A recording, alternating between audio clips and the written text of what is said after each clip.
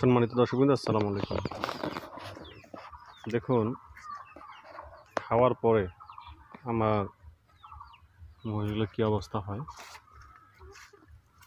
এখন সন্ধ্যাবেলা সারাদিন খাওয়াইছি, খাওয়ানোর পরে এই অবস্থায় আসছে।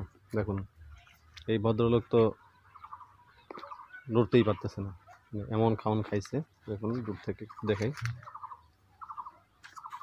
মাশাআল্লাহ। এরা যত খাবে তত আমার টাকা আগাবে। আসলে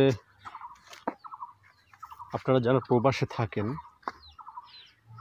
আমি জানি না এই ভিডিওটা আপনারা দেখবেন কিনা, বা যদিও দেখে থাকেন তাহলে আমার কথাগুলো আপনাদের কেমন লাগবে।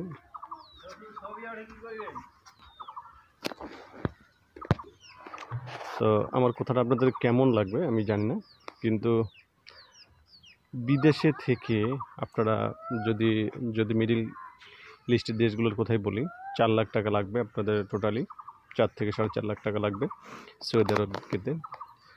আসলে ভাইয়া, সৌদি আরব যায় আপনি খুব ভালো পজিশনে, আসলে কয়জন যেতে পারে?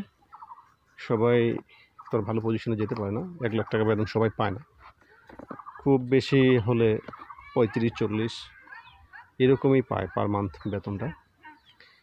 আসলে 4 লাখ টাকা বাংলাদেশে ইনভেস্ট করেই কিন্তু এই সমপরিমাণ প্রফিটটা করা সম্ভব, যেটা আপনারা আসলে, এটা অবশ্যই স্থান ভেদে হয়, কারণ হচ্ছে এক এক স্থান এক এক রকম।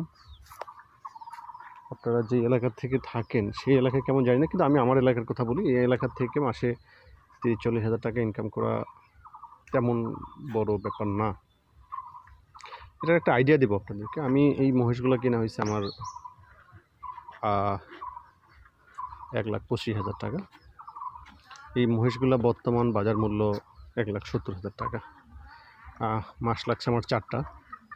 তো 1,25,000 টাকা দিয়ে আমি এই মহিষগুলা ক্রয় করেছি। এখন যদি আমার এই এক জোড়া মহিষের জায়গায় 3 জোড়া মহিষ থাকতো, তাহলে এটা কি আসতো? তাহলে যেটা আসতো সেটা হচ্ছে যে 3 মাসের একটা প্রজেক্ট তৈরি করতাম। আমি তো এগুলোকে ফিডিং করি নাই, এই জন্য প্রজেক্টটা তৈরি হয় নাই। চাইলে কিন্তু এতটুকু সম্ভব 3 মাসে এটাকে আনা।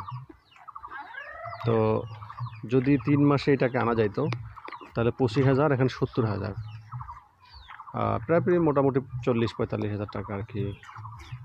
যদি আপনি খরচ বড় বাদ দিয়েও প্রফিট করতে চান, করতে পারতেন। তাহলে 3 মাসের 3টা শেড, প্রতি মাসে একটা শেড বিক্রি হবে। এই শেডটা যদি আপনারা করতেন বা করা যায়, তাহলে কিন্তু প্রতি মাসেই 30-35 হাজার টাকা ইনকাম করা আসলে তেমন একটা বড় ব্যাপার না। কিন্তু আসলে আমরা তো বিদেশমুখী, মধ্যপ্রাচ্যে যাই, আমাদের হিসাবটা একটু ভিন্ন। তো আরও বিস্তারিত আলোচনা করব অন্য একটা ভিডিওতে। সবাই ভালো থাকবেন, সুস্থ থাকবেন, আর আমার কোথাতে যদি কোনো ভুল থেকে থাকে অবশ্যই আমাকে জানাবেন। আসসালামু আলাইকুম।